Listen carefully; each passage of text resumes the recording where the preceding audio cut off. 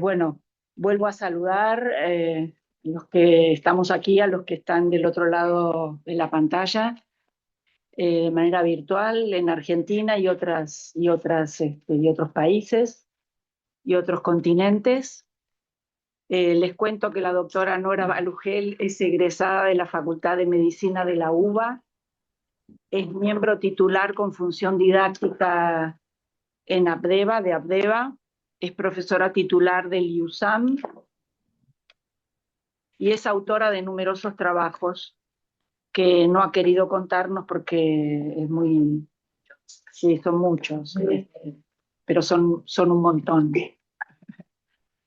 Eh, Les leo mientras la doctora María Laura Méndez es profesora e investigadora en la Facultad de Psicología de la UBA desde 1985 a 2007. Es profesora e investigadora en la Facultad de Ciencias de la Educación de la UNER desde 1985 a 2013. Es decana de dicha facultad desde 2002 a 2010. Actualmente dicta cursos en la Asociación Argentina de Psicoterapia para Graduados sobre la obra de Deleuze y Guattari.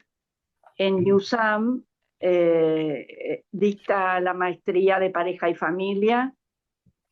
En la Asociación Escuela de Psicoterapia de Grupo dicta el seminario sobre epistemología, perspectivas actuales.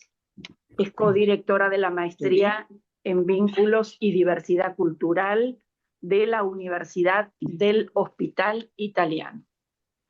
Bueno, Norita, Bueno, todo adelante. tuyo. Gracias, Oscar, porque lleva adelante la Secretaría con una responsabilidad y una seriedad que chapó. No, la verdad es que sí. Y bueno, a María Laura le agradeceré cuando llegue, ¿no? Y gracias a Mabel por ser como es. Te quiero mucho. Yo también, yo también. Bueno, y gracias a todos ustedes por estar. Y hola, hola. ¿Cómo te va? Una de las cosas que busco con este trabajo es ver desde la conjunción, esto también me gustaría después que lo pueda escuchar María Laura, por ahí esta partecita se la leo a ella también, la conjunción entre medicina y antropología, desde la mirada de los factores culturales en salud y en consumo con las otras disciplinas, antropología, etnología, sociología, que tiene, ¿qué tiene para decir en ese área el psicoanálisis, nuestro psicoanálisis? ¿Mm? Justamente hoy es el Día Mundial de la Salud, casualmente, ¿no? Y a la otra persona a la que le quería agradecer es a Héctor Ferrari el haber llevado adelante la cátedra de salud mental en medicina, en la Facultad de Medicina tanto tiempo. Fue inspiración para muchos de nosotros. Y quedan sus libros, que el libro es excelente, los libros. 24 tomos de Freud. Ahí está, siempre está ahí. Bueno, la interdisciplinariedad, ¡ay, qué difícil! Es un paso obligado en el estudio de la enfermedad y de un tema que hoy emerge, que está ahí, la muerte. En la actualidad, la antropología de la medicina, porque ese es el sector importante de estudio para el psicoanálisis, la antropología de la medicina. tiene un nuevo lugar en el siglo XXI a partir de esta llegada más abarcativa al paciente. Pero es muy importante salir de la dicotomía, por ejemplo, laicismo religioso. Como lo muestran autores, como esto también era para compartir con María Laura, pero después algo le adelantaré, Jesús Armando Aro Encinas, que se lo recomiendo, médico de familia con maestría en ciencias sociales, o Eduardo Menéndez, que lo estudiamos mucho en la maestría de cultura y salud mental. Él se dedica muchísimo al tema del alcoholismo en Latinoamérica, ¿no? Es un tema muy importante, muy importante. Antropólogo con maestría en salud pública. Desde la antropología comprendemos hoy la importancia que tiene la medicina profana o lega, que es la que está ahí agregada cuando uno sale de la dicotomía laicismo religioso, emerge un tema que es sumamente importante como lugar de estudio para nosotros analistas, que es este tema de la medicina profana o lega en relación con la medicina académica. ¿Mm? Y cómo la tendencia de la medicina a la hegemonía presenta a esas experiencias como supercherías o magia peligrosa. Voy a hacerlo bastante cortito. Por empezar, nos topamos con un problema a comprender. Los deseos hegemónicos de la medicina, su tendencia a colonizar otros saberes, incluso a descalificar a muchos de ellos, nos plantean todo tipo de problemas. Junto con tantos intereses en juego, la política, las farmacéuticas, los laboratorios, la medicina se transforma a veces en un negocio para unos pocos, que algo, más que algo pensado para el paciente, a veces en algo perverso. Agregado a esto, ya sabemos qué poco tiene que ver la medicina con el psicoanálisis, encima de todo. Los padeceres físicos difieren de los dolores anímicos y además el psicoanalista a los padeceres de los que nos ocupa no los puede ver ni tocar, solo intuir. Para ello voy a ver desde el psicoanálisis los conflictos y las ansiedades con las que nos topamos, especialmente en los momentos de enfermedades crónicas graves. En medio de las muchas ansiedades que se presentan en esos momentos. Hay una conflictiva que me interesa en especial, el verse frente a frente con lo intrascendente de la situación de la muerte y por ende también de la vida. Creo yo que tomamos contacto así con una problemática muy específica que, siguiendo a Deleuze y Guattari en Mil Mesetas, es descrita como la que sobreviene a un avatar, el del devenir imperceptible. En Mil Mesetas, Deleuze y Guattari se ocupan del concepto de devenir intenso, devenir mujer, devenir niño, devenir animal, devenir vegetal, devenir mineral, devenir elemental, celular, molecular, bacterias, virus, moléculas y aún devenires imperceptibles. Tal como lo comenté en otro trabajo, Bion y Beckett, Encuentros y Desencuentros de una historia analítica, creo que Samuel Beckett se sumergió en ese devenir. y sus obras fueron cada vez más y más despojadas. También, curiosamente, Wilfred Bion. De hecho, si observamos en atención e interpretación, la tabla de Bion, hasta concepto, vamos bien en la tabla. No quise detenerme en poner cosas, figuritas. Es solo, hasta concepto, más o menos la tabla se va llenando. Pero ya en la fila del sistema deductivo científico, un solo casillero lleno. En ese eje se categorizan los enunciados de acuerdo a su estado de desarrollo o complejidad en cuanto a nivel de abstracción. Es el más abstracto afín al pensamiento matemático. ¿De qué se trata ese devenir imperceptible? Lo han experimentado Bion con su tabla, Beckett, paciente de Bion, con una evolución particular hacia una cada vez mayor abstracción en sus obras de teatro, por ejemplo, Watt, y creo que Giacometti, que después se acercaron Beckett y Giacometti, con esos hombres caminando en una plaza, cada uno con sí mismo, el hombre moderno, el hombre contemporáneo.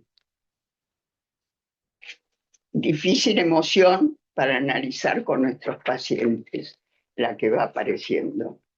Devenir imperceptible. Una persona me dijo, comentando lo mucho que le atraían las matemáticas, y al preguntarle por qué no había seguido matemáticas ya que le interesaba tanto, respondió, porque con matemáticas tenía miedo de volverme loca. ¿Será volverse loco una forma de devenir imperceptible? De hecho, Deleuze y Guattari recomiendan prudencia en el uso de esos aconteceres, ya que se corre riesgo, dicen, de enfermarse. Creo que la ansiedad ante la insignificancia es un poderoso conflicto a trabajar con nuestros pacientes. Enfrentados a la muerte, esa situación de insignificancia aparece con fuerza. Insignificancia ante la muerte y por consiguiente ante la vida. Ese antídoto, la ilusión de trascendencia, entra en cuestión y se hace difícil de sostener. Perder esa ilusión trae ansiedad, pero también alivio, y así lo expresan los pacientes. También los auxiliamos con otro aspecto, que es el poder desarrollar la capacidad negativa, esa querida capacidad que fuimos estudiando, la capacidad de sostenerse en medio de las incertidumbres, que está tan emparentado con esto, sin memoria y sin deseo. La capacidad que Keats desarrolló ante su enfermedad. Deleuze y Guattari, de nuevo en Mil Mesetas, se refieren al poder del mito y dicen que ese mito, como cuadro de clasificación, es poco capaz de registrar los devenires, que son más bien como fragmentos de cuentos. Las brujas y los devenires que se expresan en los cuentos no lo son tanto como los mitos y los ritos. Entonces recurramos a los cuentos. Con respecto al cuento de Bram Stoker, Drácula, Deleuze y Guattari le ponen a este capítulo del devenir, como a todos los demás, un número arriba al comenzar el capítulo, 1730. Dicen que en el año 1730 no se hablaba de otra cosa más que de vampiros. O sea, el capítulo devenir está dedicado a los vampiros, devenir animal, devenir vampiro. El devenir aquí es del orden, esto es un tema muy interesante para desarrollarlo, de la alianza, no de la filiación. Se deviene por contagio, ñácate lo muerde. No por filiación de hijos a padres, no hay Edipo, sino por contagio. El conde Drácula muere Se disuelve con el sol. Tomar el sol le sienta mal. Se hace polvo, deviene imperceptible. Y el cuento de Andersen, La Sirenita, ¿cómo muere la pequeña? Se hace una con la espuma del mar. Se disuelve en ella y desaparece. Deviene imperceptible. Así mueren. Entonces, ¿qué puede tener que ver este devenir imperceptible con el morir? No sé cómo voy de tiempo. Tómate el tiempo. No, pero Lee todo lo sí. que quieras. Tienes Termina. tiempo hasta allí. El Ya vamos. Sí, tranquila, tranquila. Lo quiero escuchar a los demás. Pues. Sí. Ante todo, les quiero transmitir que este escrito está pensado con todo el respeto de las múltiples posturas que sustentamos. Esto es un punto de vista. Este trabajo está en resonancia con el próximo número de la revista Psicoanálisis. De guerra, sexualidad y muerte, nunca más, dolorosamente premonitorio. Porque todos tenemos en mente y en el corazón esta guerra tan terrible, lo que está sucediendo, que es lo que nos tiene. Este escrito, bueno, en psicoanálisis nos ocupamos de más de un modo de estar ante lo perecedero, y en especial acá me interesa hablar de la muerte. La muerte aparece como la muerte de grupos, de hombres en las guerras, los genocidios, los accidentes masivos. También aparece la muerte del otro, la pareja, sería el padre, la madre, el hermano, el hijo, que generan dolor y duelo. Y la muerte propia, la que sobreviene por la vejez, por la enfermedad, por un inesperado accidente. Según autores como Derrida, esta muerte propia es inasible, una aporía. Eso es un tema que queda ahí para desarrollar. Clásicamente se piensa que la religión ofrece un gran consuelo ante la muerte. Yo me atrevo a proponer que esto no es así, que de esa manera nos aferramos a una ilusión que nos deja solos y nos priva de poder hablar de nuestras ansiedades. Nos priva de ser cuidados de maneras que en la actualidad existen y que son de mucha ayuda. Un tema que le quiero dedicar un poco es el tema de, que lo seguí pensando, de los cuidados paliativos. Y me di cuenta que por lo menos hay 3 formas de intervenir desde los cuidados paliativos ante la muerte. Por lo menos hay distintas formas. Obvio que no es la eutanasia a lo que me refiero, es un tema distinto. Pero los cuidados paliativos tienen que ver con, ya sea el que está sufriendo o el que no sufre, porque ante la muerte se puede estar sufriendo o se puede no tener dolor, o no sé, como le pasaba a mi mamá, pobre, que estaba con un problema de riñón, estaba infectada de urea, entonces estaba delirante total, charlando con los ángeles, pero muy agitada y sufría mucho. Pero hay muchas personas que no sufren, que están muriendo y pasando por el proceso de la muerte. Y ahí también los auxilia la persona encargada de cuidados paliativos. Espérate a ver si...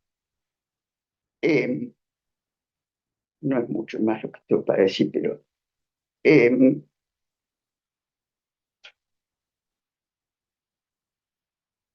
sí. Y esas personas no requieren de sedantes.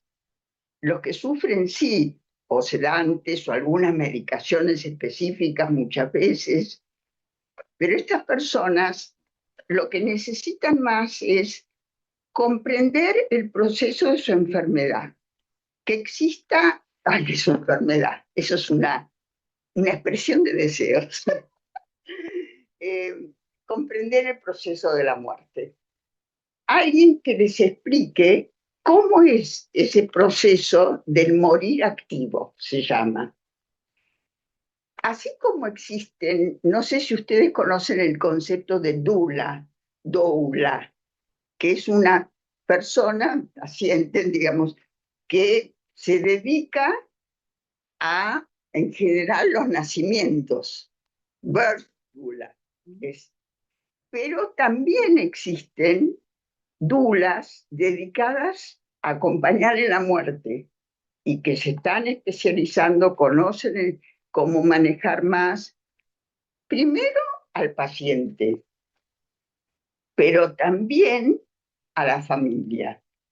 Y hay varias informaciones, no son muchísimas, pero las informaciones que pueden dar en relación a cómo es ese proceso, como para que no se asusten, incluso permitan el que se desarrolle naturalmente, es algo que muchas veces ayuda muchísimo. Me parece que si nos aferramos a creencias que no son estas, muchas veces nos privamos de ese cara a cara con el encargado de cuidados paliativos y todo el equipo que tienen a mano como para trabajar, ¿no? Incluido estas personas. Bueno,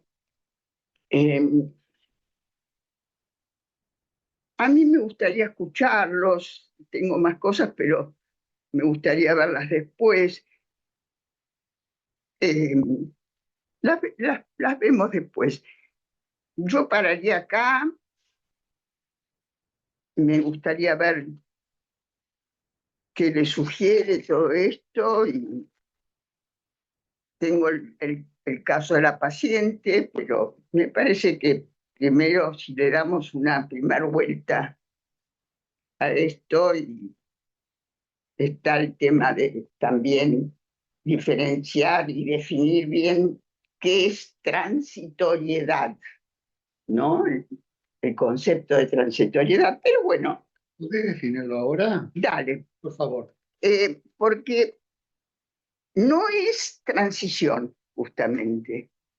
Está el concepto, ahí está María Laura, pobre, pero bueno, llegó justo para el comentario, así que, ¿dónde quieren que se siente? Ahí en la punta. Bárbaro. Hola, bienvenida.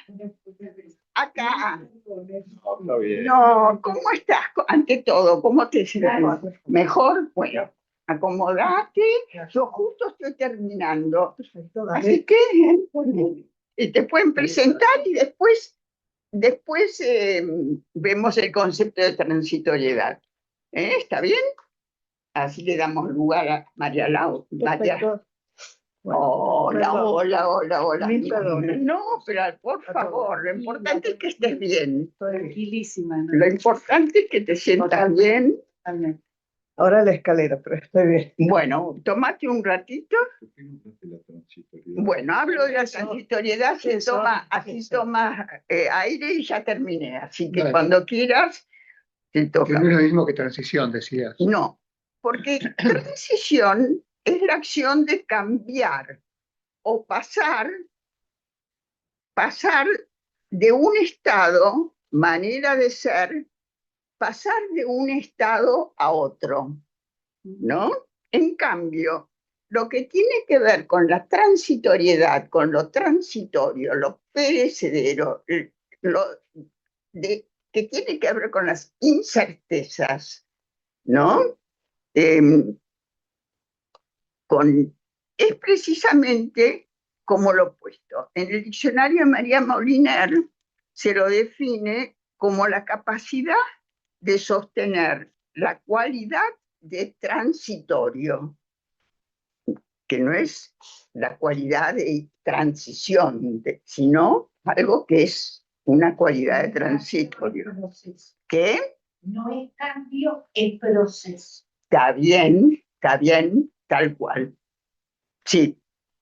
Lo transitorio es lo no permanente, provisional, temporal, no eterno. Se vincula el concepto de la vida como transitoria, pasajera, perecedera.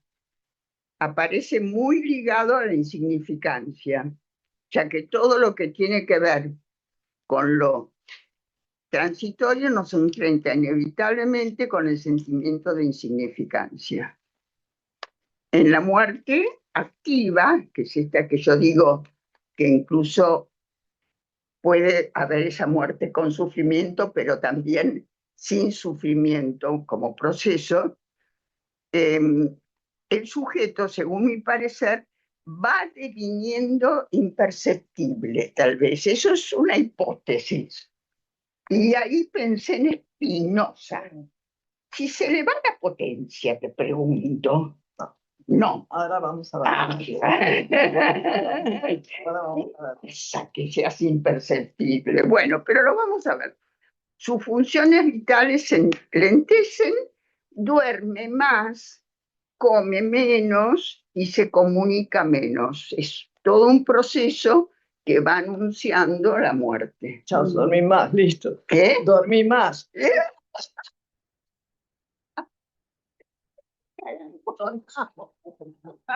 Y no como menos. Bueno, pasamos a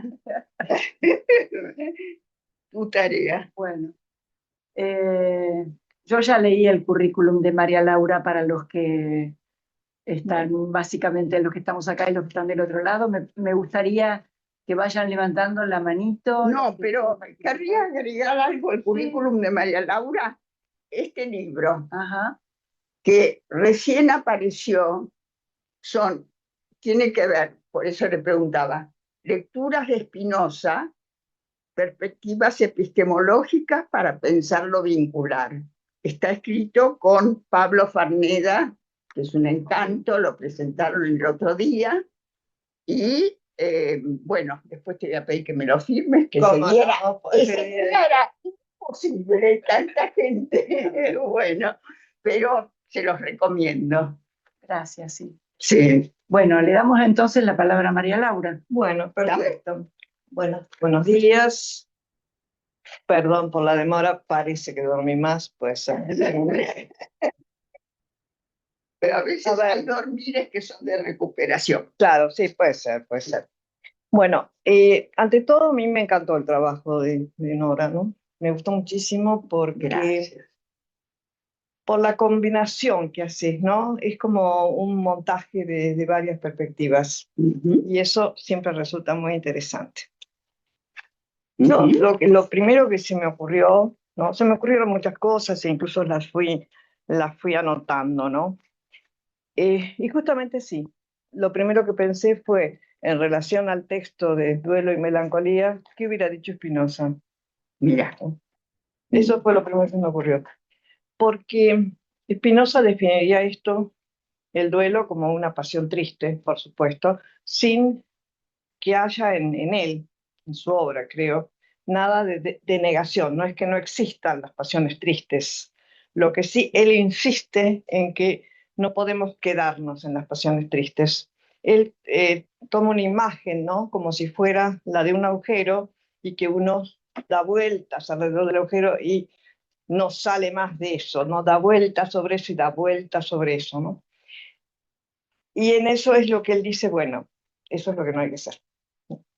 Eso es lo que no hay que hacer. Sí, sin entrar en ningún tipo de denegación de lo que significa, por ejemplo, la muerte de algún ser querido, ¿no? Eso es imposible de pensar que ahí no haya tristeza. El tema es no quedarse en eso y poder salir hacia, nunca se sabe dónde. Nunca se sabe dónde. Eso a mí me resultó muy interesante, esa posición de Spinoza, ¿no? Porque por dos razones.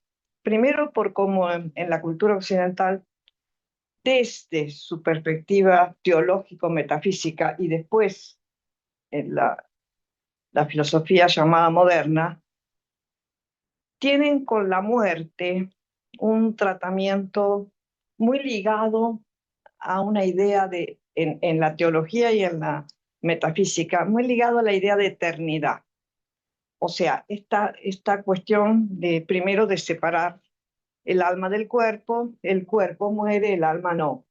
Sí, no, eso digamos en la concepción judeocristiana y en la concepción platónica, ¿no? En ambas concepciones. Bueno, la concepción cristiana es una traducción del platonismo, o sea que es eso mismo, el alma no muere o vuelve al topos oramus de Platón o vuelve al paraíso con Dios siempre y cuando se haya comportado correctamente, ¿no? Y esto evidentemente creó una cuestión de, primero, de separación, ¿no? Muy grande de cuerpo y alma, que a su vez también significa separación del cuerpo-mundo, ¿no? Porque al separarlo de la sensibilidad nos separa del mundo, porque es indudable que al mundo lo podemos investir sensiblemente, digamos, con nuestra sensibilidad no hay otra posibilidad, ¿no? O sea, con nuestro cuerpo investimos el mundo. Si separamos el cuerpo del alma como dos sustancias distintas al modelo, según el modelo cartesiano, para Spinoza, evidentemente, para él eso no lo dice así porque él es muy fino para hablar de los otros autores, pero es un disparate, pero no lo dice de esa manera, ¿no? Lo que dice, que eso es una estrategia de lectura que a mí me encanta de Spinoza, porque no critica a los otros diciendo, no, no, es su posición, y la posición de él es otra, listo, nada más, ¿no? Hoy casi podemos decir esta idea de que haya tres sustancias, bueno, no se sostiene hoy en la física contemporánea, pero no era la física del siglo XVII. Entonces lo que él dice es que el alma y el cuerpo son lo mismo. Son lo mismo en un sentido de que lo que pasa, no son lo mismo y son lo mismo. Sí, ¿No? sí. ¿No? Porque hay una única sustancia y por lo tanto, si no, lo que le pasa al cuerpo, le pasa al alma. Lo que le pasa al alma, le pasa al cuerpo. Pero es indudable que para Spinoza las afectaciones las recibimos desde nuestro cuerpo y las producimos en los cuerpos de los otros, entendiendo los otros por todo lo existente, ¿no? No solamente el modo de existencia humana. De manera que él no niega el duelo, por supuesto, no niega el duelo. Dice, no, hay pasiones tristes que no se pueden evitar porque no dependen de uno. Lo que sí, insisto, es no quedarse en eso, porque eso lo que produce es resentimiento, que para él es resentimientos. Y lo que para él es la peor de las pasiones tristes, melancolía. La melancolía abarca todas las pasiones tristes, porque la melancolía es la idea de la no existencia de más nada, no hay más nada. Y eso evidentemente no nos permite seguir invirtiendo el mundo. Entonces me parece interesante pensar, no es que no haya duelo, y está bien asumir momentos diferentes del duelo como proceso, pero no quedarse en eso. No quedarse en eso porque, bueno, algunos se van y otros nos quedamos por ahora. Y mientras nos quedemos tenemos que hacer algo. Algo con la vida y algo con lo que nos sucede, ¿no? Entonces, a mí, yo tengo una hipótesis que es lo que he pensado hace muchos años, es que Occidente negó la posibilidad de esa, llamémosla en términos teológicos, otra vida. Está bien, no por supuesto no está mal llamada, no es otra vida, pero no sabemos qué pasa después de la muerte. No lo sabemos, ni lo vamos a saber. La aporía de Derrida. Exactamente. Eso es lo que iba a comentar, bueno, sí, pero sí, no sabemos. aporía, claro, no sabemos. No sabemos. Yo tengo una anécdota que siempre la cuento porque, qué sé yo, a mí me gusta. Había una nena en la escuela especial, yo era directora en ese momento de una escuela especial, que se le había muerto el abuelo yendo en Santiago del Estero. Ella lo va a despedir al abuelo y el abuelo se va y no vuelve porque se murió en Santiago del Estero. Y ella iba todos los días a la vía del tren a esperar al abuelo. Bueno, a ver, había una urgencia, ¿no? Sacarla de ese lugar que era peligroso. Entonces la mamá me dice, ¿pero qué hago? ¿Le digo que están en una estrella junto a su hermanito? Sí, le dije, decirle eso. Sí. Bueno, la psicóloga de la escuela me objetó de que eso no era cierto y de que podía producir una psicosis en la niña. Yo le dije, bueno, paciencia. ¿Qué vamos a hacer? Hay que leer el tren. Paciencia. A ver, lo importante era sacarla del tren en este caso, ¿no? Claro. Sí, eso sí. Pero me dice, porque eso no eso es una fantasía. Ajá, entonces le dije, escúchame, ¿y la razón que dice que no hay más nada no es una fantasía? Vamos, es una fantasía de la razón. Pero la razón nos ha convencido de que no puede haber más nada. No lo sabemos. Y eso es maravilloso, no saberlo. Parte de la vida. Spinoza, que era tu pregunta, se las ingenia, ¿no? Para hablar un poco de esto. Evidentemente estamos en el siglo XVII cuando hablamos de Spinoza, por lo cual había una concepción del tiempo que tiene que ver fundamentalmente con la eternidad. Y Spinoza insiste mucho en la eternidad y no en la inmortalidad, porque la inmortalidad, dice él, la misma palabra, supone algo de la muerte, porque es inmortal, ¿no? En cambio, lo eterno es aquello que no tiene ni principio ni fin. Entonces a él se le ocurre decir que la potencia, nuestra potencia, que es un grado de justamente, hoy diríamos de energía, de la naturaleza, él no tiene esa palabra, ¿no? Por eso usa potencia. Ese grado de potencia es, por un lado, actual, porque si no, no estaríamos acá, o sea, estamos actuando con nuestra potencia. Por el otro lado, es absolutamente espontánea, porque sube y baja, ¿no? La potencia sube y baja, es una cantidad intensiva, que eso es lo que nos cuesta pensar, lo intensivo, porque nosotros estamos justamente pensando siempre en lo extensivo. Y por el otro lado es eterna, porque es parte de la naturaleza. Y cuando no, que él define más que nada muerte como descomposición de nuestras relaciones, ¿no? Cuando nuestras relaciones que producen la extensión se descomponen, la potencia vuelve a la naturaleza. La Sí. potencia es eterna, porque si no, la naturaleza, ¿qué pasaría? Desaparecería. Entonces, bueno, esa es la perspectiva de la muerte, pero tiene una idea muy interesante de la muerte que se repite en muchos llamados, muy mal llamados, pueblos originarios, ¿no? Se repite más o menos en versiones, digamos, similares, ¿no? Sí, a ver, cuando morimos no nos morimos, en tanto estemos en el recuerdo de otros. Dicen en algunas hermosas exposiciones acerca de qué pasa después de esta vida que se caracteriza por la extensión. Es obvio que la extensión desaparece, o sea, el cuerpo no está, ya sabemos.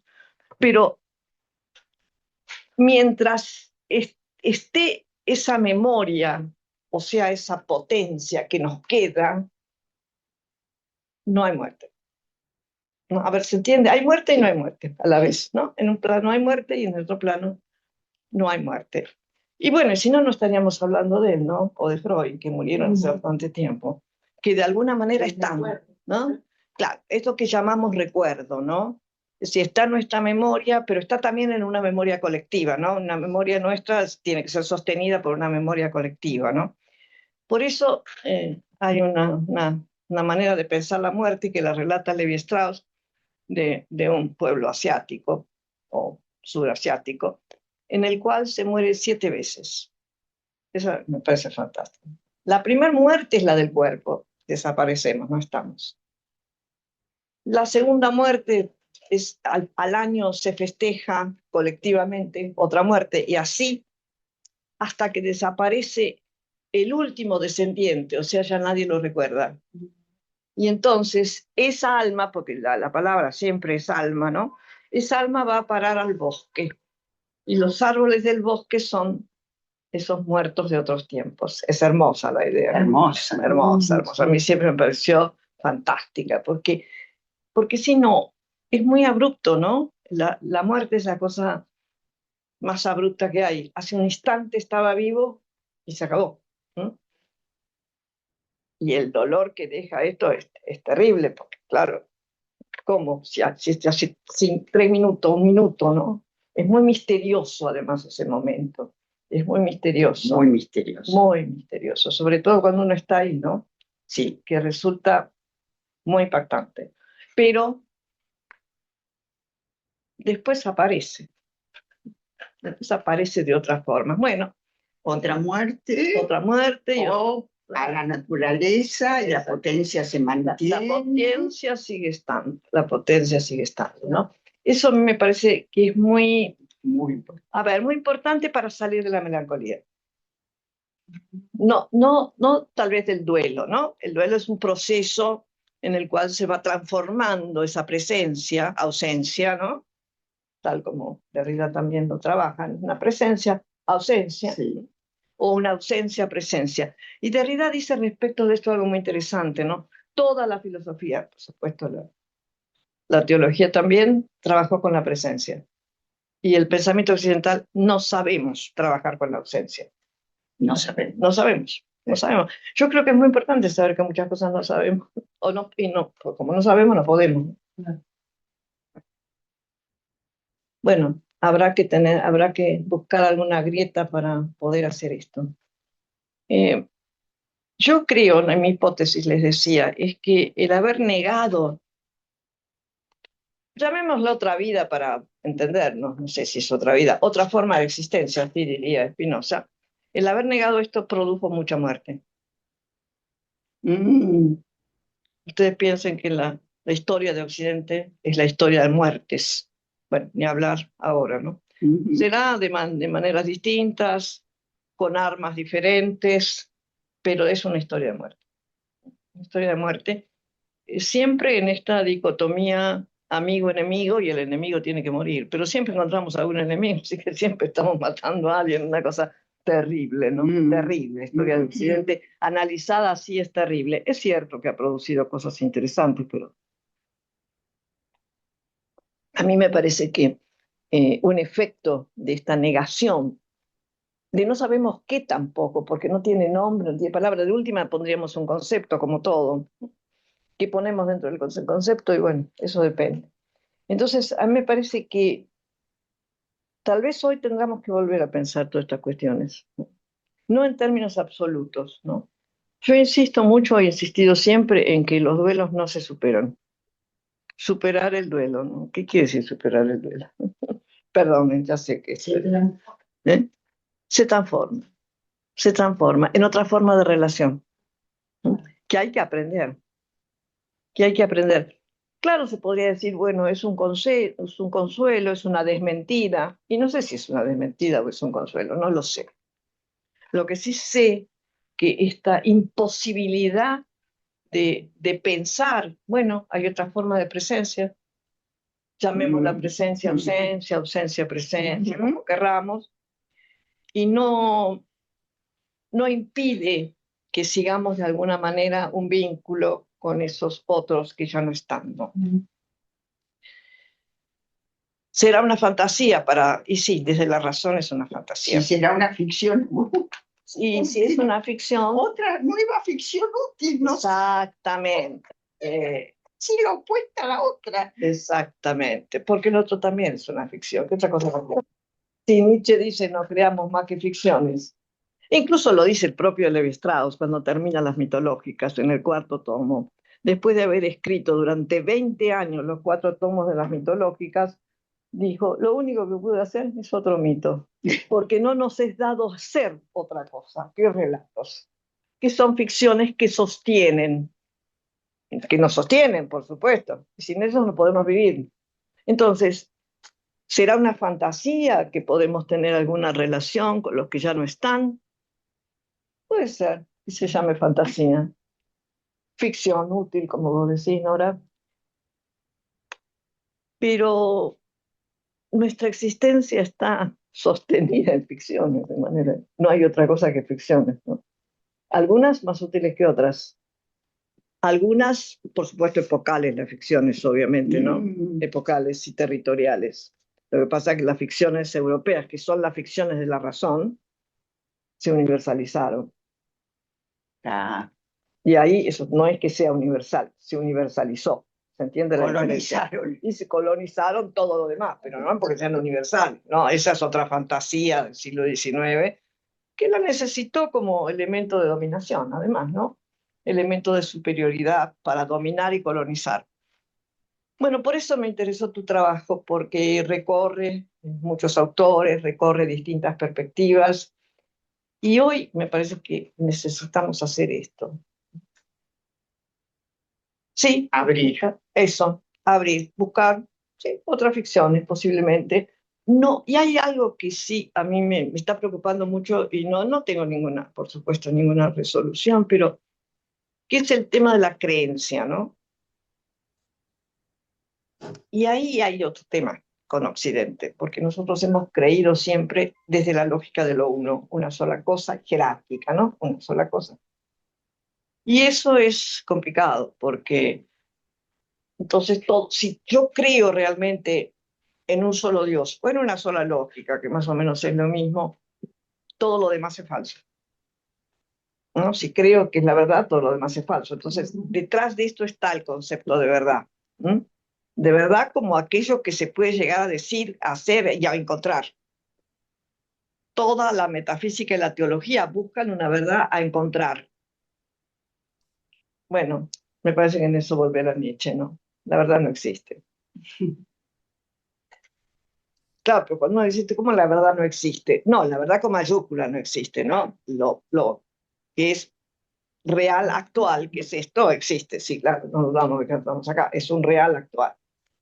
O un real virtual, ya eso, no sé, a Berzón se le hubiera complicado muchísimo con la pantalla, ¿no? Porque inventó la virtualidad y Pero está. es ahí, hablar ahí. Ah, sí, bueno, Ahí se ve. perfecto, Sí. qué suerte. Sí, pero no se ve.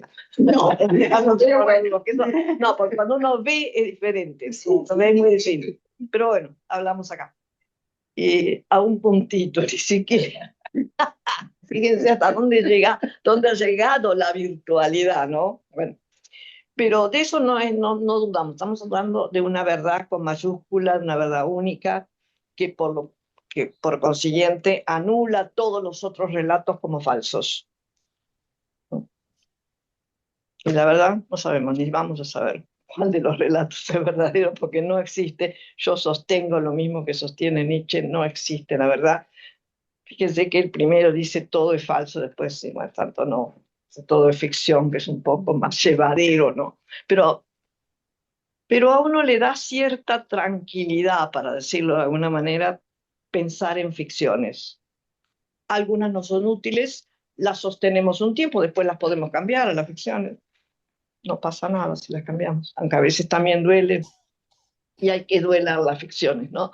Qué extraño, porque también las tenemos que duelar cuando las dejamos, porque son creencias que nos constituyen subjetivamente. sí, sí, sí. Este es el tema. Entonces yo le decía a los alumnos de la facultad, ojo, porque es como arrancarse la piel, ¿no? Debe ser muy doloroso, pero también es doloroso arrancarse las ficciones en las que uno creyó. Pero después no, ¿no? Después no, después es muy liberador pensar, bueno, por ahora acepto esta ficción, me conviene, me la sostengo, en mis prácticas me sirve, digamos, tiene cierta eficacia en mis prácticas, perfecto, pero puedo cambiarla.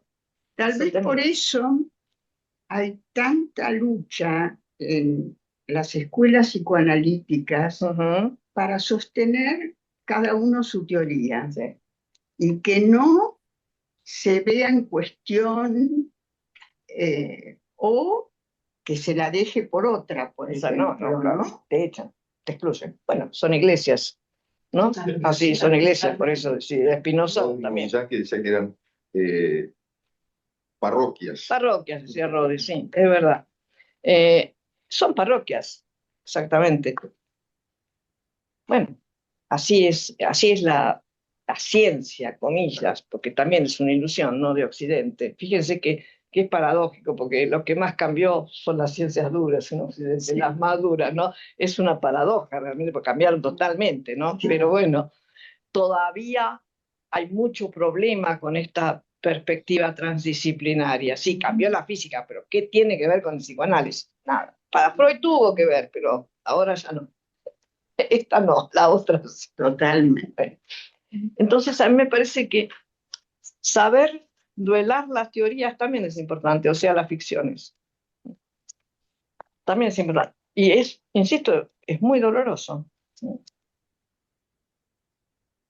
Pero hoy no sé, pero por lo menos por lo que yo escucho, sobre todo las prácticas clínicas y las prácticas pedagógicas requieren de una transdisciplina, me parece. Sí, esto es lo que decía hoy en el cambio, lo que escribí distinto.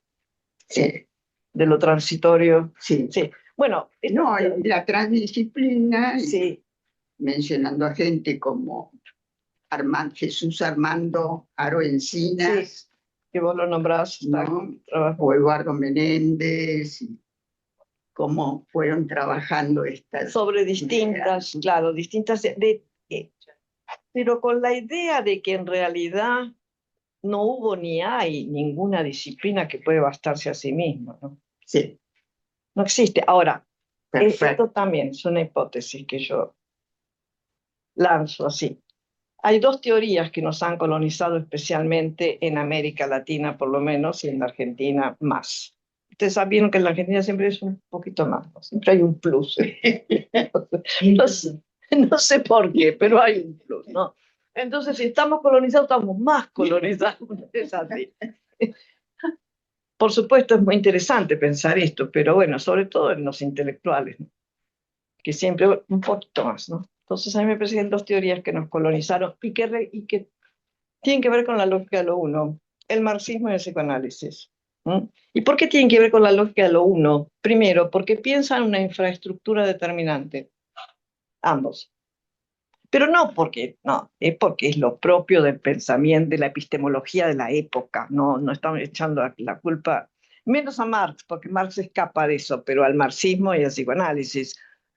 No podemos salir de la epistemología epocal. A lo mejor dentro de unos años algunos jóvenes se reirán de todos estos viejos, decían cada pavada, a lo mejor hace 10 años, qué sé yo, ¿no? Vamos a ser muy viejos para ellos y ya son otras cosas, no sabemos. Pero sí sabemos que la posibilidad de pasar de la lógica de lo uno a una lógica de la multiplicidad implica no pensar en términos de origen, y no pensar en términos de una determinación absoluta, la que fuere. Un elemento determinante en el marxismo, por supuesto, es la economía, como si estuviera suelta, ¿no? Estuviera suelta de todo, a eso me refiero. Y lo mismo, bueno, en la sexualidad en el psicoanálisis. Esto no quiere decir que no sean elementos muy importantes, no, pero sino que están entretejidos, entramados exactamente con todos los otros contenidos epocales. Y hoy esto se ve. Este es el problema, que hoy lo podemos ver, ¿no? Nos podemos dar cuenta de esto. Bueno, sí, sí queremos verlo, sí, claro. Otras veces no se ve, justamente, pero esto es un efecto de esta sobredeterminación, ¿no? Que ha sido el motor del pensamiento de Occidente. Que es una especie de falta de transdisciplina, porque no se mezcla con otros conceptos de esa misma disciplina, ¿no? Por supuesto. Bueno, esto todo lo que el efecto de todo esto, sí, ¿no? sí. Para mí es muy importante, pero la práctica de la transdisciplina, como vos decís, es muy difícil. ¿No es? Primero porque no estamos acostumbrados, ¿no? Sobre todo los que ya no somos tan jóvenes, menos. Claro. Menos, porque nos hemos... ¿Podrías definir qué aquella más transdisciplina? Sí, ahora, ¿cómo no? No es un invento mío, ¿no? No, pero digamos de vos. No es un invento mío.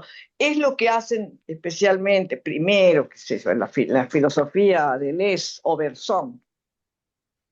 Es combinar elementos de distintas disciplinas sin que haya ninguna disciplina que predomine por sobre las otras. Exactamente, ¿no? Sí, combinar elementos, contenidos, y entendiendo también que hay contenidos comunes en las disciplinas, porque estos contenidos son epocales.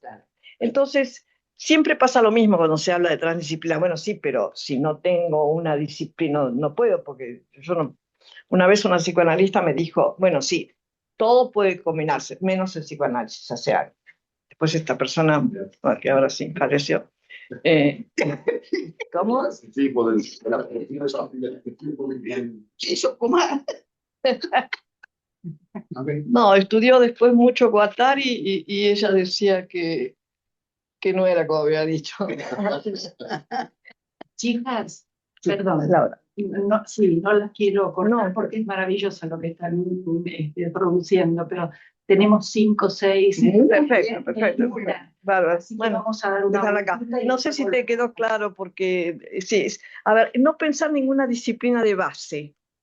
Ahora, por supuesto que en nuestras formaciones tenemos disciplinas de base, porque son médicos, son psicólogos, lo que fuere, que da una base, pero eso, perdón, en un minuto, ¿no? El gran error, decía un abogado muy interesante, el gran error es que los abogados estudiamos solo derecho y no sabemos nada, Claro. más que derecho, pero eso es Bueno, ¿qué? son especialistas, Bueno, es lo que decía Klimovsky. sí, Un especialista es una persona que sabe mucho de nada. Un epistemólogo es una persona que sabe nada de mucho. exacto, Klimovsky decía sí, decía él. que nos Bueno. está mirando desde ahí. No, seguramente, seguramente. Sí, sí, yo lo conocí hace años. Ahí lo Está la tenemos. foto de él. Claro. Y la transitoriedad, a mí me interesa ese tema, lo transitorio, porque en realidad todo es transitorio. Sí. No hay nada que no lo sea, ¿no? Porque la vida es transitoria, Claro. no la nuestra, todos los modos de existencia. Bueno, Perdón. ya vamos, ya vamos. Tengo a Berta Manticó, puede ser, sí, ¿no? Tengo a Berta, tengo a Adolfo Sonis, después Ivo Serrano, Verdú. a Guillermo Martínez Verdú, a Inés Vidal, al doctor Rottenberg y al magíster Oscar Elvira. Un montón. Buenísimo. Buenísimo. A ver si podemos ser lo más sintéticos posibles. Ahora sí hay otra vueltita después por acá. Bueno, Berta, por favor, te escuchamos. Sí, porque hay muchas manitos, voy a leer. Sí. Sumergida en estas presentaciones, me quedé pensando que el espíritu aventurero de la sirenita recorre ambos relatos que estamos escuchando. Y a mí se me ocurre, y lo pensé, como en los cuentos, ¿no? Que traen cuentos de antes que buscaban la verdad como única y universal, y los cuentos modernos, que sobre todo en este momento se han planteado acá, que nos dicen de lo epocal y de la multiplicidad de verdades. Y también la sabiduría popular nos aporta en esa dirección el contar el cuento, que tiene distintas acepciones. Ahora yo me voy a detener en el texto tuyo, Nora, que tiene el hallazgo del encuentro con una dimensión o vértice estético, una fuerza de gran densidad intelectual mezclada con un impacto emocional que conmueve. El duelo por la muerte de los otros. Delia, compañera de tantas correrías, no solo de las de Deleuze, tanto como el poema y el monólogo final de que traes al inicio, nos arroja inevitablemente a pensar en la propia finitud. Yo lo voy a bajar a mi lenguaje, que no es el de que se ha estado movilizando demasiado en la mesa.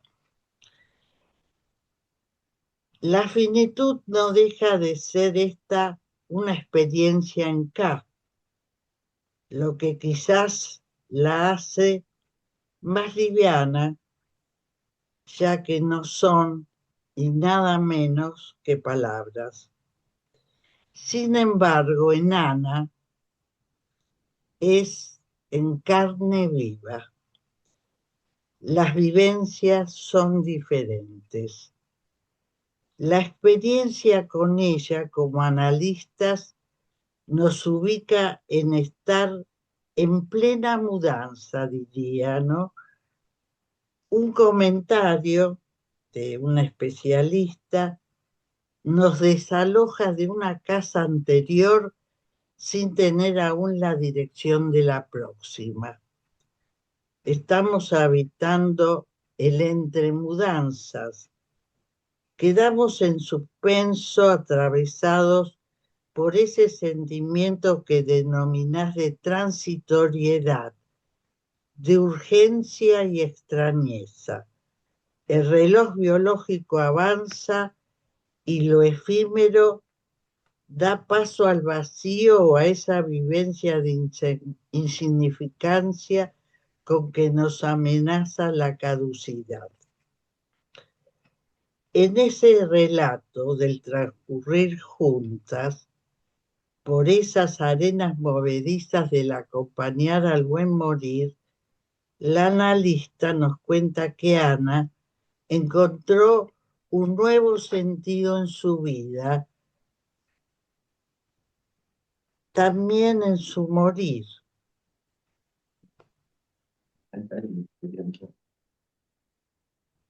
En la generosa entrega de su amor a los otros.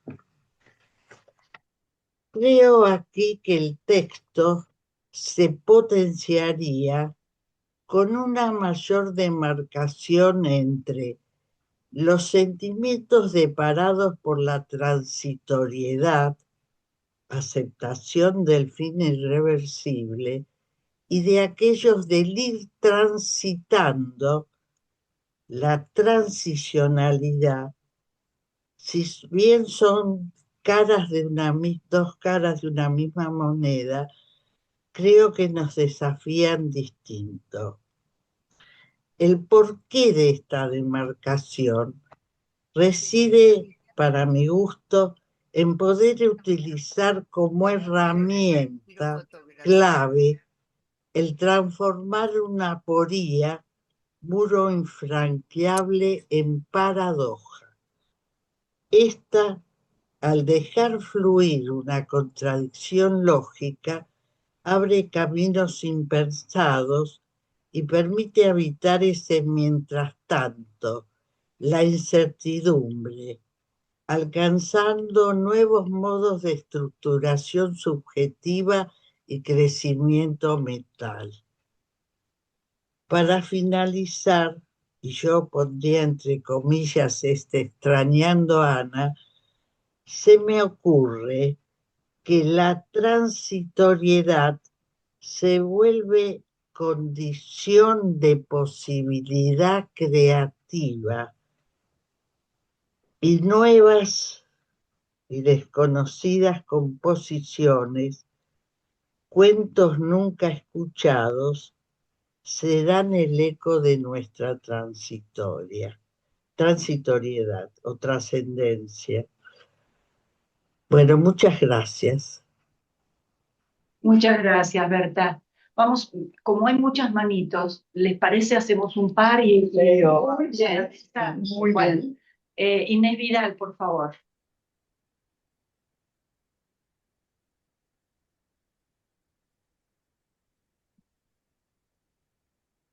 El micro, ahí está. No. Está muteado, ¿no? No consigo. Acá está. Ahí está. Se fue la imagen que es esta traición. Bueno, perdón. Ahí está. Muy brevemente, me siento traidora conmigo misma con lo que voy a decir, porque voy a defender como la idea de los límites como organizadores imprescindibles. Yo soy una entusiasta tomando lo que decía Nora, de la transdisciplina, de la riqueza, de la apertura que implica este diálogo inter y trans. Eh, Siempre hablo desde nuestro instituto de la riqueza de un psicoanálisis inmerso en ese diálogo. Y sin embargo, hoy no voy a hablar de la apertura en este momento, sino de la necesidad de enfrentar las limitaciones. Cuando vos llegaste, María Laura, Nora estaba haciéndonos una distinción entre eh, transición y transitoriedad. Transición como de un pasaje de un estado al otro y la transitoriedad ligada a lo efímero.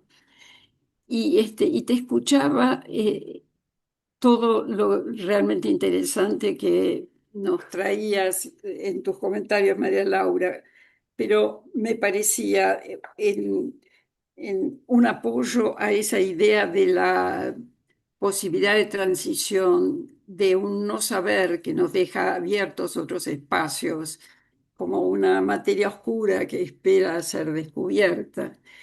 Eh, es muy diferente que hablemos de la... Estoy saltando de un autor a otro, pero son muchas cosas que mencionaron.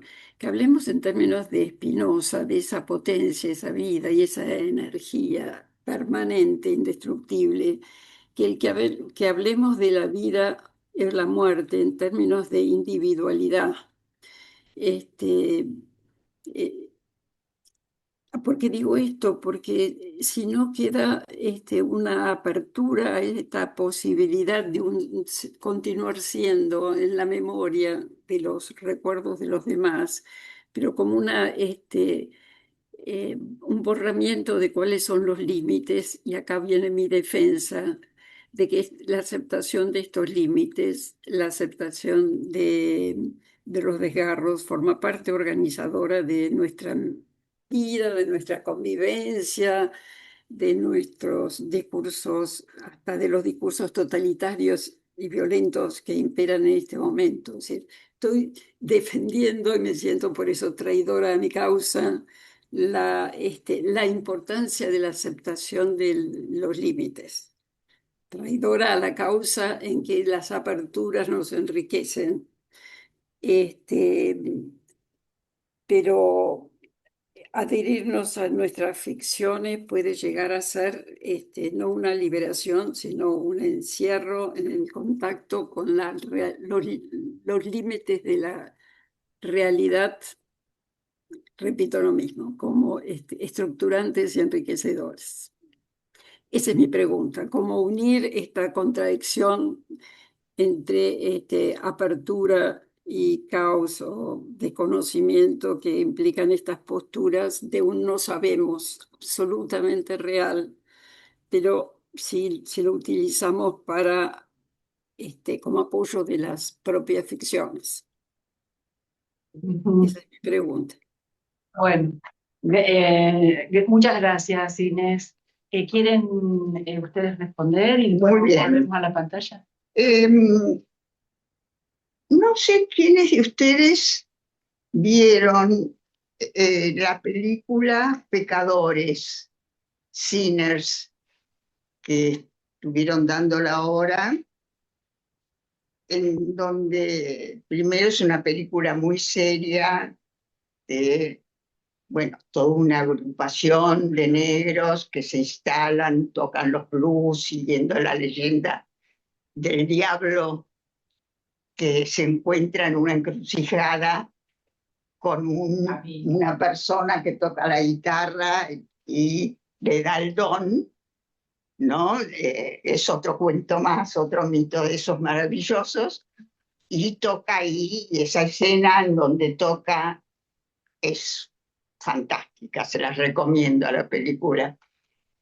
Pero en un momento tocan a la puerta de ese lugar en donde están todos cantando blues, bailando blues, tomando alcohol, y toca a la puerta un hombre que es de la comunidad irlandesa, o sea, los típicos grupos en Estados Unidos, ¿no?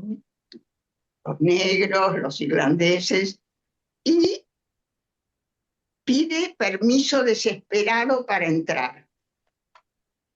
Se van dando cuenta los negros que este hombre tiene algo extraño, y la película cambia totalmente, deja de ser seria y se convierte en una película de vampiros maravillosa, maravillosa, en donde este hombre, más otros dos que vampiriza también, quiere entrar, pide permiso para entrar, para vampirizar y para morder a los que están adentro y sobre todo apoderarse de este negrito que toca los blues. Entonces, tiene algo en especial ese momento, porque él tiene que pedir permiso desesperadamente, porque si no, no puede entrar. O sea, hay algo que depende del exterior, que ya no depende del sé, no sé, cuánto creo. Hay algo que no depende de nosotros. Es muy parecido a lo que en Melanie Klein ella describía con Fabián Espesel, y que Fabián Espesel, para ejercer la identificación proyectiva, tenía que decir la fórmula secreta en el oído de la persona en donde se iba a meter. Era bien demoníaco el tema y bien vampírico también todo el relato de ese trabajo de Klein, ¿no? Entonces, parece que dependemos de algo. Dentro de lo que dice Berta, que hay que agregar el no sé, dentro de lo que dice Inés, que hay que organizarse, que los límites no sirven para algo, que dependemos de los límites, seguimos dependiendo de los límites, resulta que hay un tema al cual estamos atados y que tenemos que pedir permiso, que nada de lo que vamos a ejercer depende solo de nosotros, ¿no? Y creo que esto es como una lección en ese sentido, ¿no? De cuánto dependemos de ese pedir permiso en entrar, ¿no? Bueno, hasta acá llegaría y... Sí. Bueno, muy interesante. Yo querría decirte, Berta, un poquito esta cuestión de lo transitorio. Bueno, yo insisto en este prefijo trans, ¿no? Sí, hoy está de moda para otra vez delimitarlo y cerrarlo, ¿no? Pero lo trans es toda la existencia, es tránsito. Trans es tránsito y estamos transitando permanentemente. Creemos que somos los únicos que tenemos conciencia de finitud. Como siempre, extendemos nuestra posibilidad negando la de los otros. No sabemos si tienen o no. Hay muchas anécdotas para contar de animales que, como dice Vincent Desprez, no sabemos los animales y estamos proyectando lo nuestro, ¿no? De manera que esta conciencia de finitud, bueno, supongamos, si nos deja contentos que solamente de nuestro modo de existencia, pero no sabemos. Evidentemente tiene mucho que ver esta conciencia de finitud, ¿no? Con esta posibilidad, también con esta relación con un tiempo, con una forma de pensar el tiempo propia de estos cortes de tiempo, ¿no? Pasado, presente y futuro, que bueno, es una manera de pensar aquello que transita, ¿no? Permanentemente. Entonces, sí, necesariamente es transitorio, no tenemos más remedio, pensar en términos de tránsito, pero como nosotros no pensamos en términos de tránsito, porque no pensamos en términos de proceso, como vos dijiste, pensamos en términos de origen, de algo algo fijo que no se modifica. Y no hay nada fijo, eso parece ser hoy la cuestión, para la física por lo menos contemporánea, no hay nada fijo, no existe nada que pueda ser fijo. Todo está en movimiento de velocidades diferentes, ¿no? Esto lo había intuido Spinoza, ¿no? Entonces, a mí me parece que en ese sentido es muy interesante. Y quiero señalar esto bien, ¿no? Bueno, fue bastante rápido, el tema que nos trae Nora con los cuentos, ¿no? Que son tan interesantes. En general, todos los cuentos europeos, pues son todos cuentos europeos y fundamentalmente son del centro de Europa o del este de Europa, ¿no? Estos cuentos. Y Lo interesante para mí de cualquier cuento es que en general son restos míticos, o sea, combinaciones de textos míticos, ¿no? Ahora, fíjense que para nosotros el cuento tiene mucha importancia porque es cuento. Entonces, en el cuento puede haber transformación. La sirenita puede transformarse, tener cola o querer transformarse y poder tener palabra, bueno, todas esas transformaciones, pero es un cuento. La diferencia abismal que hacemos entre el cuento y lo que no es cuento. Y lo que pasa que nos tranquiliza, claro, y paradójicamente creamos otro cuento, pero no importa, ese no es cuento, eso es verdad. Entonces a mí me parece muy interesante y me parece muy interesante pensar cómo estos seres que llamamos mitológicos, no importa cómo los llamemos, son distintos a los humanos, tipos dragones, lo que fuere, ¿no? Todos los seres imaginarios, de miles de seres imaginarios de estas culturas, han sostenido las tensiones. Para eso están, para sostener tensiones. Y nosotros no sabemos sostener tensiones, porque si hay tensión, hay guerra. En vez de habitar una tensión, aprender a habitar una tensión, ¿cómo se hace? No lo sabemos, no. Entonces, guerra. Así estamos. Entonces, a mí me parece que es eso. Estos relatos que después se convierten en cuentos infantiles, lo cual llama la atención, ¿no? No eran relatos infantiles, eran relatos que sostenían tensiones. Bueno, como nosotros nos enamoramos de la verdad, todos estos son cuentos. Cierto. Y eso es muy terrible, a mi modo de ver, ¿no? Se los contamos a los chicos, después los chicos, más que nada ahora se olvidan por completo de todos los cuentos, viven de otra cosa y bueno. No por eso quieren que se los repitan, porque se los olvidan. Se los repitan. Bueno, es muy interesante pensar en eso también, ¿no? La importancia que tienen esos cuentos, el relato de esos cuentos, que bueno, nos están diciendo, nos sostienen esos cuentos, fantástico, pero ya nosotros en nuestra vida adulta no nos sostienen más, nos sostienen relatos verdaderos o teorías, que son relatos, por supuesto, y son ficciones, pero son verdaderas. También lo que quiero decir? se dedicaba mucho al tema de, traía la idea de los modelos. Le Bueno, daba sí, mucha importancia modelo, claro, sí, se a los convierten en modelos, que se modelización. toman un tiempo y Sí, se que se dejan, Claro. ¿no? Son formas de modelización de Sí. nuestro proceso de subjetivación. Ahora, en relación a los límites que decía Inés, yo estoy de acuerdo con los límites y muchas veces, sobre todo en las instituciones, son absolutamente necesarios, pero que sean abiertos, porque si los límites se cierran, ahí estamos en problemas. O sea, se convierten en planos de organización rígidos que no permiten ninguna transformación. Entonces es indudable que necesitamos ciertas limitaciones. ¿Abiertos o permeables? Podría ser sinónimo, ¿no? Pero yo tengo el modelo de los perros cuando se mudan a otra casa o a otro ámbito, ¿no? En general los perros, porque es lo que uno más experiencia tiene, siempre para poder tomar posesión del territorio, generalmente orinan el territorio, ¿no? Deleuze y Guattari dicen, convierten un elemento que es fisiológico en elemento de expresión.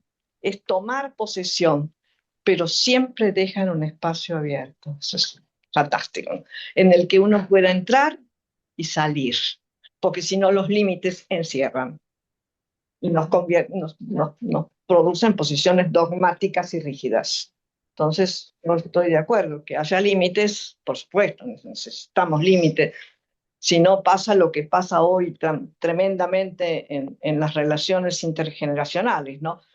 No se le ponen límites, es una especie de manual de psicotización, porque un chico no sabe lo que tiene que hacer, nosotros tampoco, pero bueno, vamos encontrando en esos límites qué es lo que se puede y no se puede. Y esto es fundamental para un niño, diciendo, esto no, todo esto sí.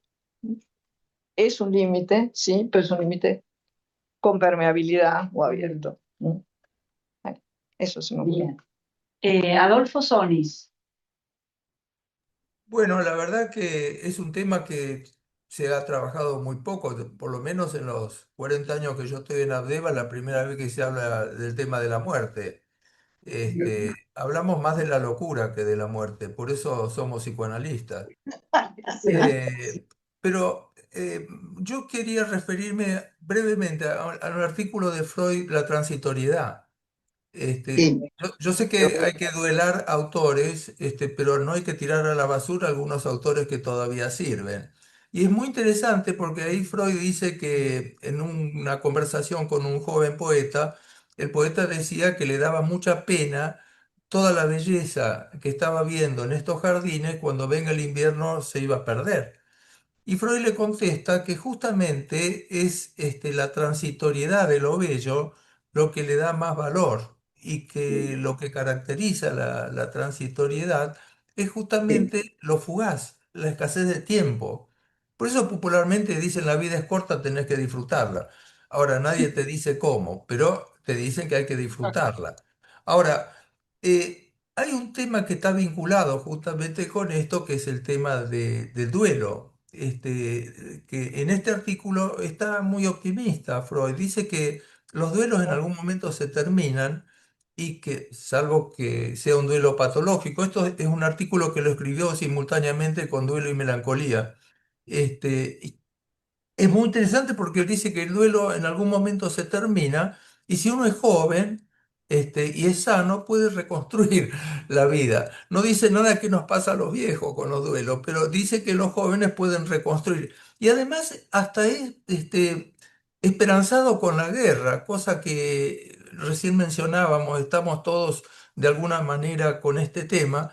Dice que la destrucción de lo bello por la guerra va a dar después lugar a la reconstrucción. En ese momento estaba empezando la guerra. Bueno, ese sería como un poco de aliento. Para finalizar, Nora estaba describiendo la importancia del ayudar al bien morir. Dijo, pero esto no incluye la eutanasia.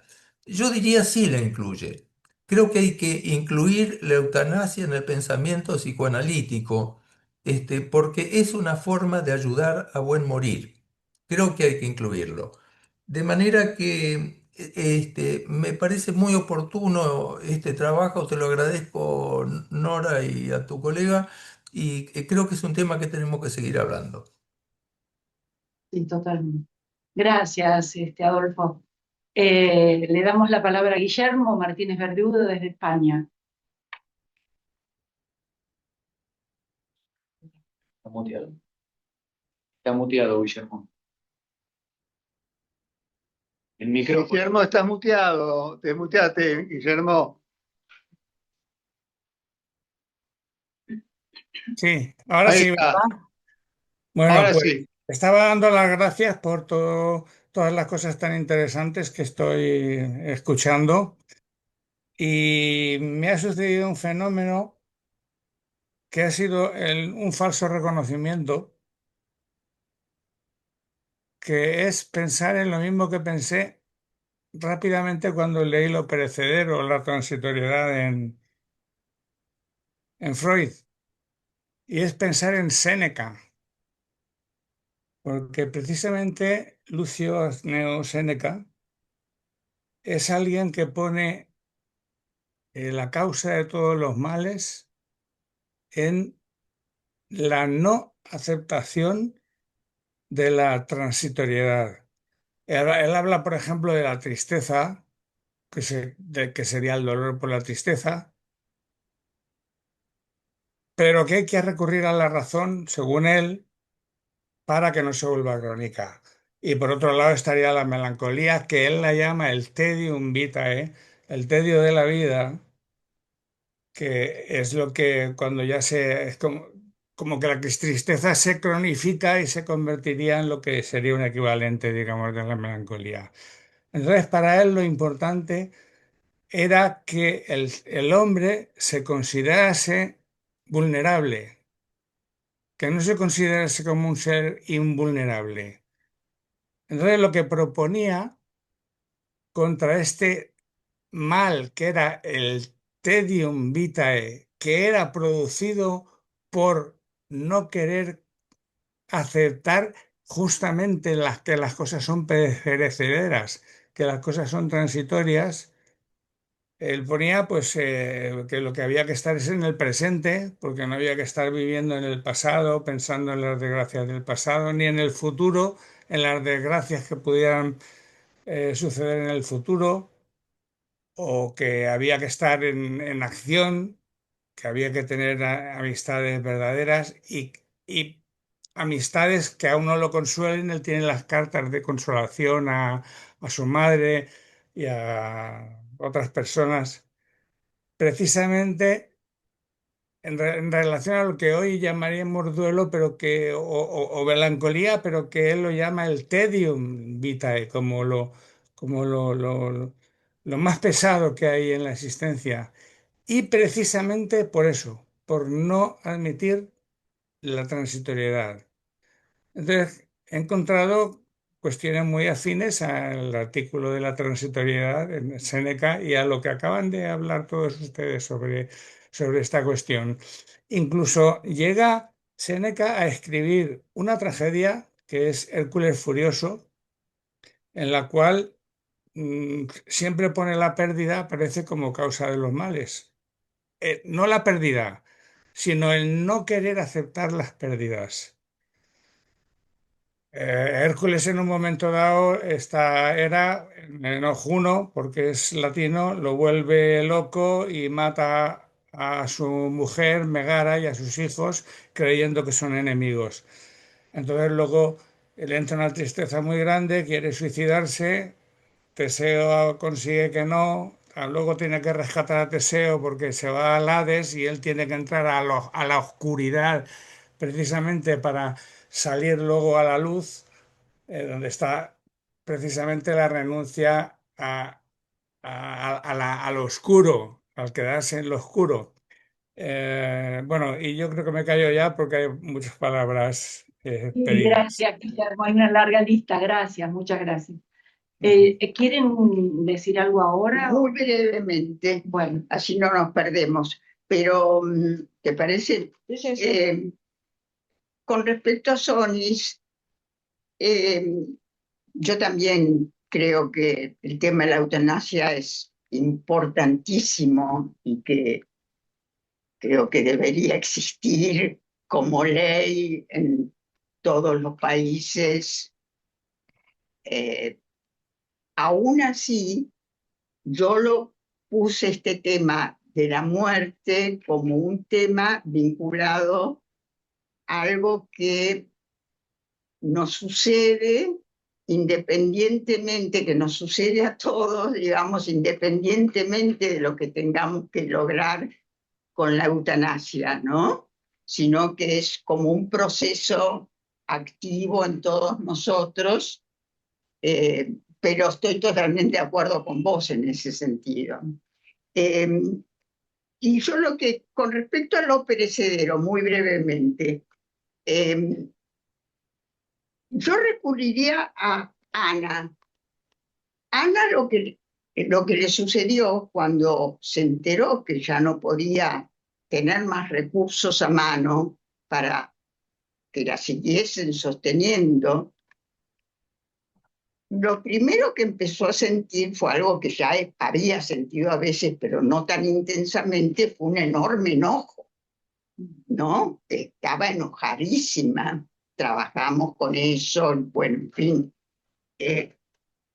Pero después, curiosamente, yo me acordé de lo perecedero, porque empezó a aparecer en ella una capacidad de disfrutar la vida, de a poquito, de a poquito, de a poquito, pero de una manera como nunca lo había sentido, además, obviamente, porque sentía la muerte más cercana, me parece, pero cada cosa era un disfrute. Empezó a escuchar música de nuevo, que había dejado de escuchar música, por ejemplo, en fin, cantidad de cosas de ese tipo, ¿no? O a leer incluso. O sea que hay distintos procesos en esto también, yo diría. Me parece que Freud, tal vez cuando escribió Lo perecedero, estaba en un momento de su vida, un proceso. Yo no sé si lo hubiese escrito al final de su vida, después de haber pasado todo lo que él pasó, ¿no? Tendríamos que revisar los últimos artículos de Freud desde ese punto de vista, sería muy interesante tal vez, ¿no? Bueno, lo que sí es cierto que llevó con entereza impresionante su propia enfermedad hasta el final, ¿no? Eso sí, lo sabemos, ¿no? Y que posiblemente recurrió a la eutanasia. Es muy probable que pudo recurrir a la eutanasia él. Sí, le Bueno, dijo al médico Schur que le dé nomás sí, la sí, Sí, morfina. que le dieron Sí, dolor, sí, sí, sí. yo creo que sí. por lo menos así Sí, que puede ser. Y bueno, sí, no, lo que acabas de decir, Nora, en relación a este relato tuyo de la paciente, ¿no? Tal vez eso que vos decís aprendió a disfrutar, no aprendió, sino que disfrutó. sí. Es una lección de vida, así debemos vivir, ¿no? Disfrutando. Y a mí, bueno, acá trajeron a Séneca, a mí todo el tiempo se me ocurre Epicuro, ¿no? Justamente Epicuro es un canto a la vida. Por supuesto está defenestrado porque la filosofía de Occidente hace eso, pero Epicuro que decía, bueno, que hay que aprovechar cada instante de la vida con, a ver, es una cosa muy interesante lo que dice Epicuro, ¿no? Dice, ¿qué es lo que hay que hacer? Hay que comer bien, beber bien, tener buenas relaciones sexuales y dedicarse al conocimiento. Conocimiento podía ser todo el conocimiento de la época, ¿no? Lo que la filosofía le enseñaba filosofía, pero bueno, lo que fuere, todo. Sin excesos, porque los excesos terminan con el placer. Entonces, la vida es buscar el placer sin excesos. A mí me parece fantástico esto, ¿no? Uno podría decir, bueno, tiene que ver con la relación entre el deseo y el goce después en Lacan, ¿no? El goce es un exceso y entonces ahí ya no hay más placer.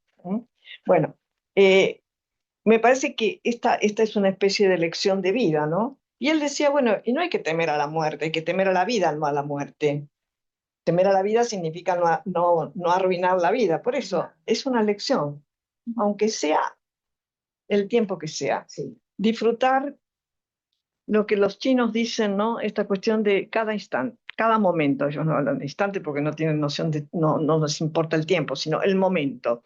Estoy haciendo esto, punto. Estoy haciendo esto otro. Bueno, todo el placer en esto que estamos haciendo, ¿no? Y en relación al artículo de Freud respecto de la belleza, se me ocurría la idea china de las estaciones, ¿no? Evidentemente, todo muere, aparentemente, pero muere para renacer. Y esa es la posibilidad de pensar en los ciclos en el pensamiento chino o en el proceso. No es que muera de golpe, ¿no? Las flores se van marchitando, bueno, las hojas se van cayendo en un proceso. Y después el proceso es contrario, vuelve la vida insiste, decía Spinoza. Bueno, me parece muy interesante pensar esto, ¿no? También es cierto esto de que poco hablamos de la muerte en Occidente, ¿no? Le tenemos terror. Le tenemos terror. Le tenemos terror. Más terror que a la locura, sobre todo en ciertos ámbitos. Y entonces, bueno, claro, es ese temor teológico, ¿no? Que nos viene de... Perdón, ¿no? Pero tiene que ver con que el ser humano no sabe vivir sin controlar. Digamos. Esto lo escuchaba de una paciente ayer, ¿no? Y la cabeza me empieza, no, tiene 75, ¿no? Digamos. Y si pienso, igual en esas cosas, dice la muerte, pero porque es un controladora, no soporta saber qué es lo que no va a pasar. Estamos en un momento donde yo pienso más allá y más acá de la guerra, digamos, está todo el tema de, tenemos un cohete que está viajando a la luna, dio la media vuelta Pedí la y palabra. perdió a la humanidad. Pedí la palabra. Sí, tiene razón, Jorge, había pedido la palabra. Está Sergio antes, después Jorge, no sé si querés ceder, Sergio, tomar un minutito. Sí, cedo la palabra. Sí, gracias. Sí. Entonces, Jorge, te escuchamos. Gracias, Sergio. Bueno, Nora, muy interesante tu trabajo y lo que has suscitado, ¿no? Como comentario. Gracias. Yo quería referirme a algo que dijo María Laura. Dijiste que al pasar de la lógica de lo uno a la multiplicidad, se renuncia al concepto de origen. Si entendí bien, fue esto lo que dijiste. Pienso que a los analistas nos cuesta mucho renunciar al concepto de origen. De alguna manera, Freud lo señala. Freud habla de la multiplicidad de los síntomas, el inconsciente se encuentra multideterminado. Pero los analistas siempre tratamos de encontrar un acontecimiento único, tal falla ambiental, tal pulsión predominante en la constitución de los síntomas.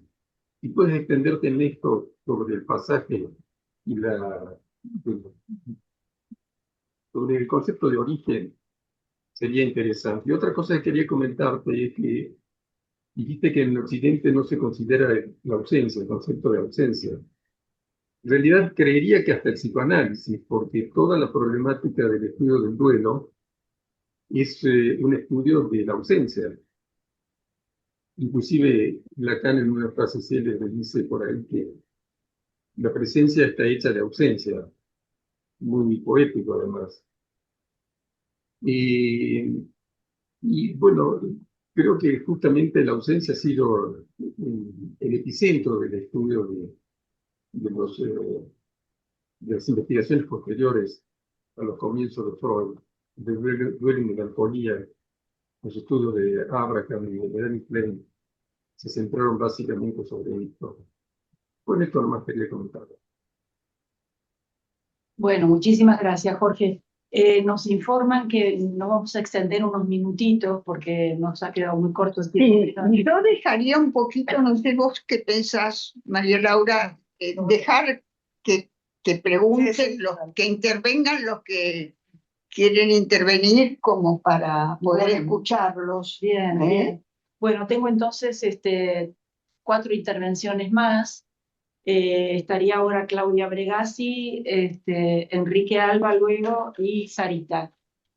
No sé si querés hablar, Sarita, porque bajaste la mano. No. Bueno, Claudia, te escuchamos. Bueno, muchas gracias. Bueno, muchas gracias. La verdad, un tema muy difícil, sobre todo por ahí para los que tuvimos algunos duelos recientes. Por un lado, hubo psicoanalistas y psiquiatras que hablaron de la muerte.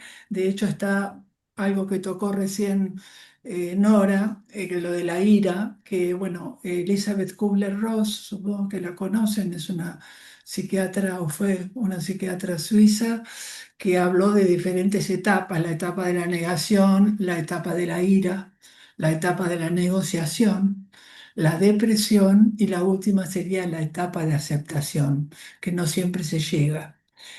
Y que un poco lo mencionó Nora cuando habló de lo que pudo disfrutar Ana, que parece que hubiera llegado a un tipo de aceptación. Lo otro es también María Marizade, que fue una psicoanalista de APA, que tuvo varios artículos sobre el tema de la muerte. Y yo personalmente, yo soy psicoanalista infantil y acompañé a algunos chicos con enfermedades mortales. De hecho, tengo un trabajo que se llama Samurai Jack y la lucha contra el monstruo. Está en la revista. Y ahí lo que ayudó mucho fue la creación de historias. Algunas apoyadas en algunas sagas y otras inventadas por el chico. El chico tenía 5 años. Vive, pero pasó momentos muy fuertes, 2 operaciones, etcétera. Y la verdad que los cuentos y los juegos, yo no creo que sean privativas de los niños, los cuentos y los juegos. De hecho, cuando Ana se empezó a interesar por la música y todo eso, también es un espacio transicional. Yo creo que es probable que necesitemos algunos objetos transicionales en el paso hacia la muerte. Y ahí me queda la curiosidad de la muerte activa, que me gustaría conocer un poco más lo que dijo Nora. Pero creo que los objetos transicionales que son necesarios para la separación también son necesarios para la separación definitiva, que es la muerte. Bueno, eso. Muchas gracias. Gracias, Claudia.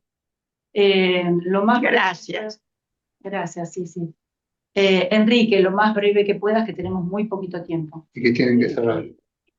Yo me uniría un poco a la exposición de Inés en relación al límite, la importancia del límite, pero no del límite como exterior al campo, sino el límite interior del campo. Interior del campo en el sentido que fija el campo en el lugar, podríamos decir, del objeto al cual nos vamos a dedicar. Yo creo que en ese sentido la ficción no tiene el mismo desarrollo en el campo social que en el campo del psicoanálisis. Yo creo que en el campo del psicoanálisis la ficción tiene un centro importante en cuanto a que, voy a decirlo todo muy rápido, sirve al duelo, sirve a la asociación libre, sirve a todos los procesos elaborativos. Y esa es la función de la ficción en psicoanálisis. La función de la ficción social puede ser terrible, como fue la ficción que estableció Goebbels en el nazismo. Toda la imaginería con la cual se sostuvo la ficción del nazismo fue una creación artística desastrosa. Yo creo que en ese sentido tenemos que delimitar claramente la función de la ficción en psicoanálisis, de la función de la ficción social, histórica, mítica, etc. Dentro de la cual hay algunos mitos más interesantes y otros mitos terroríficos. Pero en psicoanálisis, la ficción a lo único que sirve es al proceso elaborativo. Nada más. Muchas gracias, Enrique. Bueno, cerramos. Les doy a ustedes un ratito lo que queda de tiempo. Muy bien. Gracias. Bueno, ¿querés? Sí, brevemente. Bueno. Primero, sí, yo no inventé lo de la presencia y la ausencia, sino que es lo que dice Derrida. Tanto la teología como la metafísica se basan en la presencia. En una presencia que, bueno, se puede definir de muchas maneras, ¿no? Pero sin tener en cuenta este juego presencia-ausencia, que es lo que nos cuesta más. Eso es así una aclaración, ¿no? Me interesó muchísimo, hace mucho que yo pienso lo mismo, ¿por qué los juegos son para los niños y no son para todos? ¿Por qué no seguimos jugando? ¿Qué pasa que no seguimos jugando? Entonces, me parece muy interesante esa cuestión. Sí. ¿Y por qué no tenemos objetos transicionales como los niños? ¿Por qué bueno, en parte por esta especie de obsesión etapista, ¿no? Eso termina, es parte de lo que tienen que hacer los niños. Me parece muy interesante pensar en esta relación de juego, porque va de acuerdo a la relación de ficción, ¿no? Y si jugamos, si tenemos algunos objetos, que de hecho los tenemos, pero no decimos que son tales, ¿no? Entonces me parece muy interesante volver a jugar con estas cuestiones. La otra, me parece que yo no acuerdo con que se separe al psicoanálisis de una instancia epocal, que por supuesto es social, porque me parece que es imposible. Freud no hubiera pensado todo eso si no hubiera estado en el siglo XIX. Y si viviera ahora pensaría otras cosas y diría otras cosas, porque es así. Porque decimos y pensamos de acuerdo a la época que vivimos. Entonces, no acuerdo con que haya ficciones psicoanalíticas para tal objetivo y ficciones sociales, porque creo que eso es un campo epistemológico en el que está el psicoanálisis, porque nosotros vivimos en esa época, y no sé si seguirá estando, porque todo es transitorio.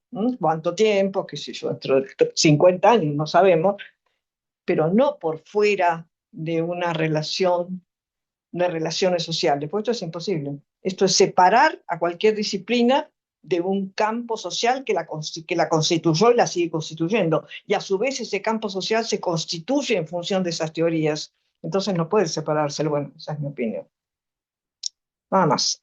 Es muy interesante esto porque en realidad los analistas vivimos preocupados en relación a si el análisis disminuyó de pacientes, si ya no es tan importante como lo era antes. Es una enorme preocupación que tenemos todo el tiempo. O sea que tenemos lo epocal metido en la cabeza y padeciendo por eso todo el tiempo, ¿no? Bueno, gracias Claudia por los comentarios. Creo que sí, que Ana trabajó muchísimo en su análisis y en la última parte pudo superar. Tuve muy presente a Kubler-Ross. Es una analista controvertida, psiquiatra, pero tiene cosas muy precisas. Y